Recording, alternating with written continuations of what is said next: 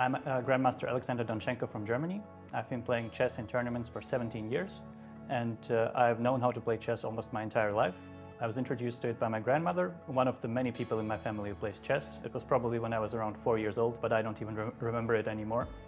And basically ever since I started playing tournaments, my whole life has been dedicated to it, and I knew very early on that I would try to make it my profession as well. The thing that attracts me most to it is the competitiveness, that it's a very fair, very complicated fight between two people on a mental level. And it is, let's say, a game with very clear rules, and at the same time there's infinite possibilities to play and to, well, let's say to get that high when you win a good game, and to know that you put in a lot of mental effort, and that really pays off. Yes, I'm competitive, and I think it's a very good trait to have. I believe there are a few who, let's say, maybe even genuinely do not care that much anymore, but in general, when two strong grandmasters sit over the board and they play for something at stake, you can always feel that at the board that the other guy, he wants to beat you and he's putting every effort into it. One of my best memories in chess is scoring my second GM norm when I won an Open in Groningen in the Netherlands. It was in 2014, and I just kept on winning after I had my GM norm, after I won the tournament already, and I scored, I think, 8 out of 9 with an outstanding performance. And it was by far my greatest tournament victory, and it gave me a feeling that basically I'm invincible, that everything went as well as it can, and I did not make any mistakes, which is of course not true, but that was a point where I felt that everything is coming together for a long time. In general, if you play well enough, it happens every couple of tournaments probably, but it's definitely still very special when you win a big event, and you feel that in almost every game you did absolutely everything you can, and sometimes you had some luck, but in general the results show what you can do. I would say at the top level there's two most important things in Blitz. That's time management, obviously, and intuition, because everything else can be done with time.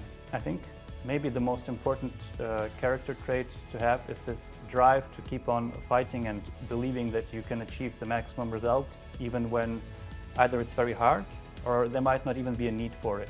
Because chess is not a dual result game, either win or loss. There's always the possibility to make draws, and sometimes a draw is also a good result. So this makes it very hard sometimes to push yourself to take risks and to keep on playing when you know you could make a draw, you have a very solid event, and you don't really need much else. But I think to really get those outstanding results, you have to, let's say, force yourself over that hurdle and well, keep on playing, keep on pushing when, let's say, most other players would not. I think the most important thing about my style is that I like to take some risks and make the games interesting, sometimes even to my own disadvantage, although I usually do not realize it.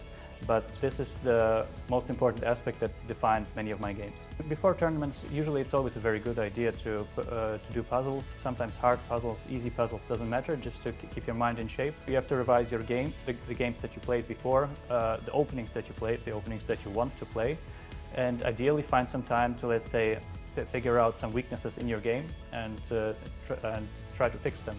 From some level, it's not very obvious why you make a weak move, because on another day you might not make it, and you have to understand the reasons behind it.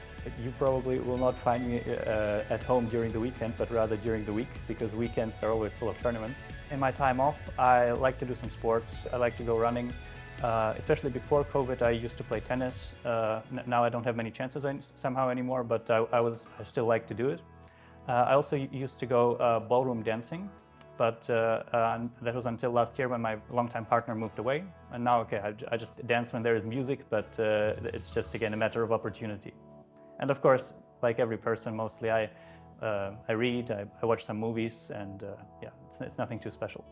It's actually very hard to balance these things in a classical sense, that I do a bit of this, I do a bit of that, because mostly during tournaments I have a quite strict routine and what I'm doing every day, and then I might only have a couple hours in the evening to do other things.